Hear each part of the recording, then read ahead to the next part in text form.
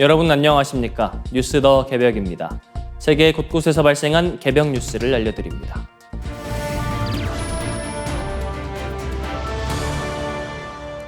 휴머노이드 로봇이 세계 최고봉 에베레스트 등정에 도전합니다. 로봇 전문 매체 휴머노이드 데일리에 따르면 프로젝트 펜바 원정팀은 지난 5일 유니트리 로보틱스의 G1 휴머노이드 로봇이 에콰도르의 최고봉 침보라소 등정에 성공했다고 밝혔습니다. 침보라소는 해발 약 6,200m의 고산으로 이번 등정은 휴머노이드 로봇의 극한 환경 적응 능력을 시험하는 첫 관문이었습니다. 이번 프로젝트는 트리플 크라운 원정의 시작입니다. 침보라소에 이어 하와이 마우나케아, 최종적으로는 에베레스트에 오르는 계획입니다. 하지만 그 목적은 단순한 산악 등반이 아닙니다. 국립공원과 자연보호구역에서 활용할 수 있는 이동형 자연보전 모니터링 시스템을 구축하는 것이 핵심 목표입니다. 프로젝트를 이끄는 엔지니어 파블로는 지구 표면의 약 97%가 바퀴형이나 궤도형 로봇이 접근하기 어려운 환경이라고 설명했습니다. 숲과 산악지대, 협곡, 빙하처럼 인간의 접근이 쉽지 않은 곳에서 휴머노이드 로봇이 스스로 이동하며 생태계와 기후, 야생동물의 상태를 관찰할 수 있다는 구상입니다. 침보라소 등정은 총 16시간에 걸쳐 진행됐습니다. 로봇 펜바는 경사도 30도 이하 구간에서는 자율보행에 성공했습니다. 하지만 더 가파르고 복잡한 지형에서는 원정대가 직접 로봇을 운반해야 했습니다. 아직 인간처럼 모든 산악 지형을 스스로 이동하기에는 한계가 확인된 것입니다. 개발팀은 이를 해결하기 위해 강화학습 기반 제어 기술을 새로 훈련하고 있습니다. 급경사와 불규칙한 암석 지형에서도 균형을 유지하고 길을 찾게 만드는 것이 핵심 과제입니다. 고산 환경에 맞춘 하드웨어 개조도 진행됐습니다. 해발 6,000m 이상에서는 영하의 기온과 큰 일교차가 반복되기 때문에 일반 로봇 시스템은 장시간 운용이 어렵습니다. 이에 연구팀은 로봇 재킷 내부에 특수 환기 시스템을 넣어 열 관리를 수행했습니다. 다음 목표는 하와이 마우나케아이며 이후 최종 무대는 에베레스트입니다. 에베레스트 원정은 14명의 전문 원정대와 네팔 현지 물류기업의 지원 아래 준비되고 있습니다. 당초 올해 초 추진될 예정이었지만 현재 일정은 2026년 10월로 조정됐습니다. 가장 큰 변수는 기술보다 규제입니다. 네팔에는 아직 에베레스트에서 로봇을 운용하기 위한 명확한 법적, 행정적 체계가 마련되어 있지 않기 때문입니다. 프로젝트 팀은 현지 정부와 협력해 로봇 등반 허가의 제도적 기반을 마련하고 있습니다. 동시에 원정 비용과 기술 개발 자금을 조달하기 위해 암호화폐 기반 토큰화 프로젝트도 추진하고 있습니다. 향후 원정 과정은 블록체인 네트워크를 통해 실시간 공개될 예정입니다. 인간의 한계를 시험하던 에베레스트가 이제 로봇 문명의 새로운 실험장이 되고 있습니다. 북한의 핵탄두 보유량이 1년 만에 10기 늘어난 60기로 추정된다는 국제보고서가 나왔습니다. 스웨덴 스톡홀름 국제평화연구소가 발표한 2026년 핵무기 보유량 보고서에 따르면 올해 1월 기준 북한은 약 60기의 핵탄두를 조립했을 가능성이 있는 것으로 분석됐습니다. 지난해 추정치 50기보다 20% 증가한 수치입니다. SIPRI는 북한이 최소 30기 이상의 핵탄두를 추가로 만들 수 있는 핵 분열성 물질도 보유하고 있다고 평가했습니다. 이미 조립된 핵탄두 60기 외에도 최대 90기 수준까지 핵 전력을 확대할 잠재력을 갖고 있다는 뜻입니다. 2023년 북한의 핵탄두 보유량이 30기로 추정됐던 점을 고려하면 최근 3년 사이 보유량이 2배로 늘어난 셈입니다. 전 세계 핵탄두 총량은 12,187기로 전년보다 54기 줄었습니다.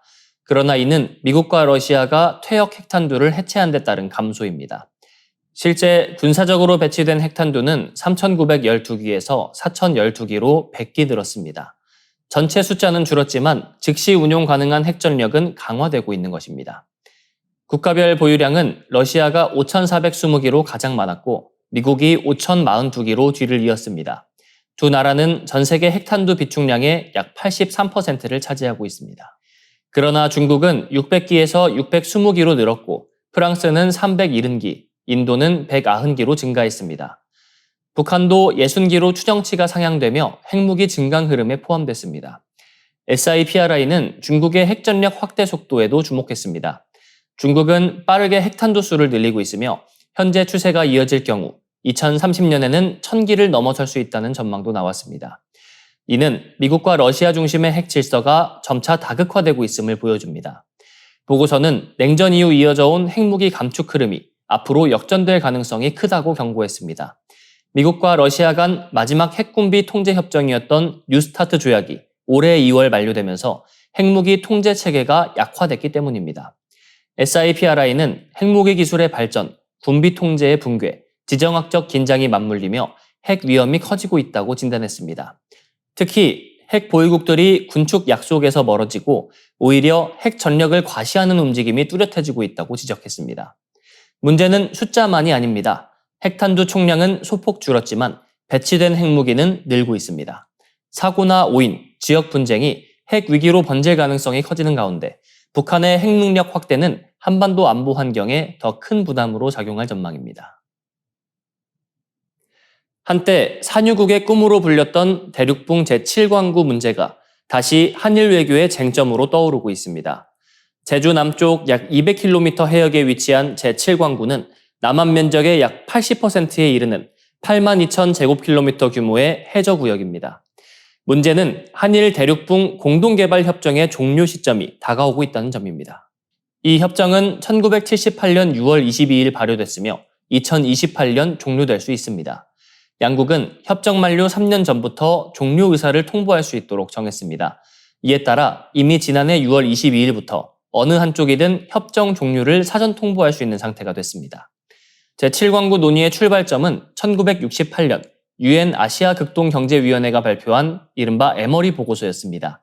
이 보고서는 대만에서 일본 오키나와에 이르는 동중국해 일대가 세계적으로 유망한 석유 부존 지역일 수 있다고 평가했습니다. 이후 한국은 대륙붕이 자국 영토에서 자연스럽게 이어진다는 자연 연장론을 근거로 제주도 서남쪽 해역을 7개 광구로 나눴습니다. 반면 일본은 양국 해안선에서 같은 거리의 경계선을 긋는 중간선 원칙을 주장했습니다. 그러나 당시에는 한국의 자연 연장론이 힘을 얻고 있었고 결국 일본은 1974년 제7광구 대부분과 인근 해역을 한일 공동개발구역으로 정하는 협정에 합의했습니다.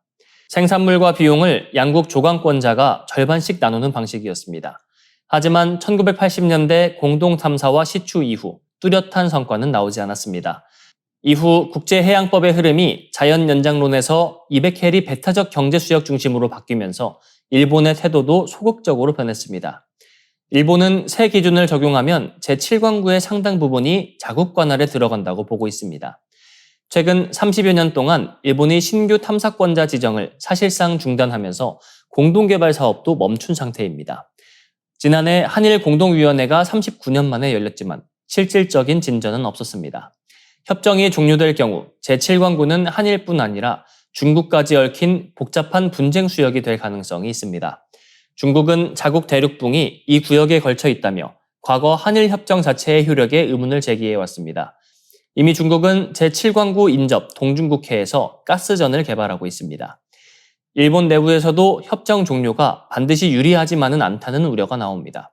일본이 협정을 파기할 경우 중국이 오키나와 해구까지 관할권 주장을 강화할 수 있기 때문입니다. 한국 입장에서는 단순한 자원 개발 문제가 아니라 해양 주권과 동중국해 안보 질서가 걸린 전략적 사안으로 접근해야 합니다. 제7광구는 이제 과거의 산유국 꿈을 넘어 동북아 해양 질서의 향방을 가를 민감한 외교 안보 현안으로 다시 떠오르고 있습니다. 달 표면에 설치되는 미래형 운송 시스템이 유사시 우주 대포로 전용될 수 있다는 분석이 나왔습니다.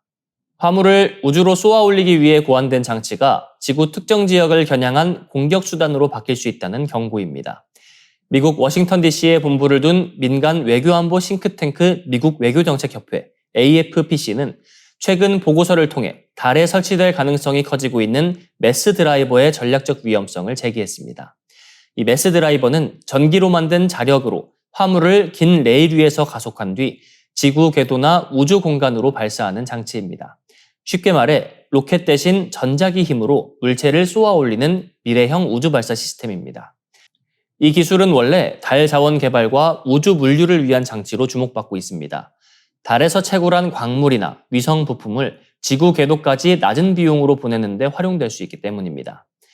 보고서에서는 매스 드라이버를 이용하면 1kg짜리 화물을 약 50달러 수준으로 지구 궤도에 보낼 수 있다고 분석했습니다. 이는 스페이스X 스타쉽보다도 낮은 비용입니다. 하지만 문제는 이 장치가 민간용으로만 쓰인다는 보장이 없다는 점입니다. 메스 드라이버는 위성이나 광물뿐 아니라 달에서 캐낸 암석 같은 무겁고 단단한 물체도 발사할 수 있습니다.